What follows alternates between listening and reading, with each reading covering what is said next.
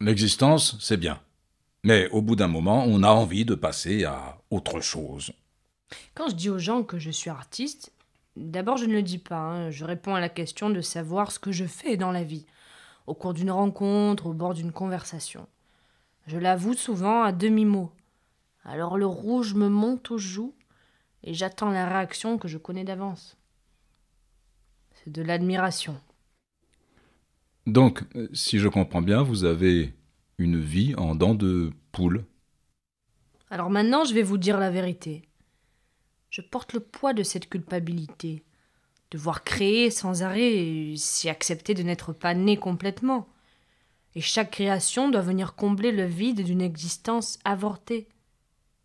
On se met au monde soi-même, parfois estropié, parfois trop grand pour nos ventres affamés que l'art ne nourrit que trop peu. Mais créer, c'est aussi mourir, car chaque création est une destruction des parcelles de soi, et jusqu'à l'âme elle-même. Alors, dans l'entre-deux, on se maintient.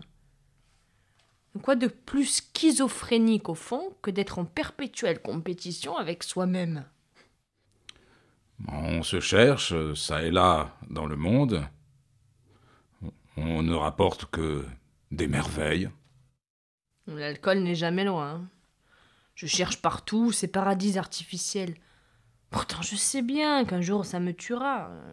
Je ne fais que reculer l'échéance tant bien que mal, envers et contre tout, et surtout contre moi.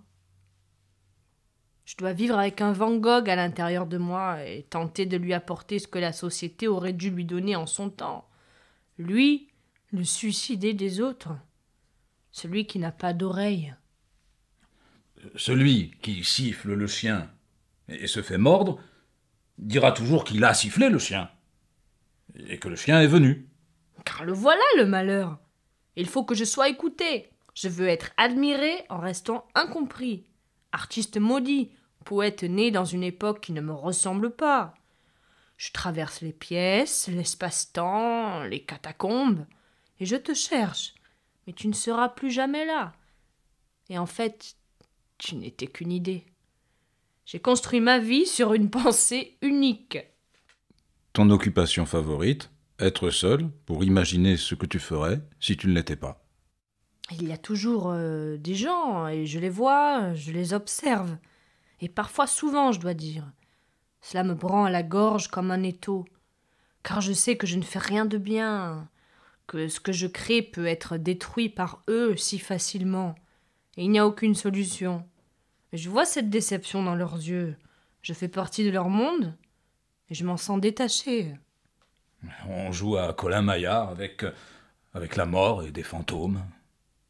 Je me retrouve là, à mourir de chaud, à suffoquer, alors que le ventilateur est à 2 pas, mais moi je ne l'atteins jamais.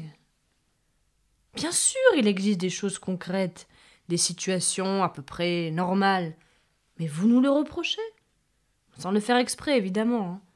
Car l'artiste, selon vous, n'a-t-il pas pour obligation d'avoir une vie extraordinaire? Alors impossible de se réfugier dans la normalité.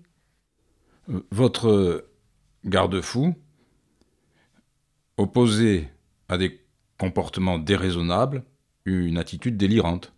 Je fais un drame des choses les plus banales. Et à côté de cela, la vie n'a pas de valeur à mes yeux. Je passe sur les pires atrocités de l'humanité, comme je tourne les pages d'un livre.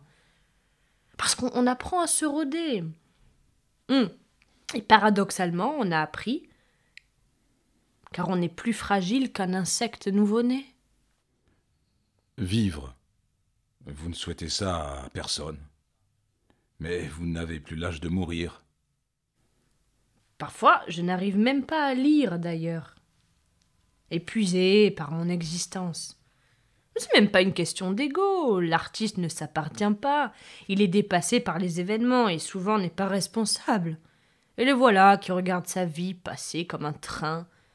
Il ne l'habite pas. Il reste toujours sur le quai, lui. Sur le quai, les oiseaux attendent leurs ailes, et les nuages qui les apportent ont le ventre noir des anges déchus. L'extérieur, qu'il y reste. Quant à l'intérieur, c'est un quai de gare. Évidemment aussi, c'est merveilleux, évidemment, bien sûr, il y a des fulgurances. Mais elles sont suivies des lendemains sans idée et des matins où on les oublie, dans la buée onirique. Et on se souvient alors des veilles de fulgurance, quand elles n'étaient pas là encore. Donc on se retrouve abandonné à nouveau. Les poignées de main sèchent en menottes. On a une soif d'arbalète. Un ami m'a dit un jour que ça devait être un grand malheur pour certains d'être artiste. Et il avait raison. Je compare cet état à une maladie incurable, à un altruisme intéressé, à une amitié d'autiste, à un tableau visible par une seule personne, celle qui a des yeux peints par l'artiste aveugle. Ton métier serait donc, lorsque quelqu'un est en proie à une vision, de traverser cette vision en aveugle.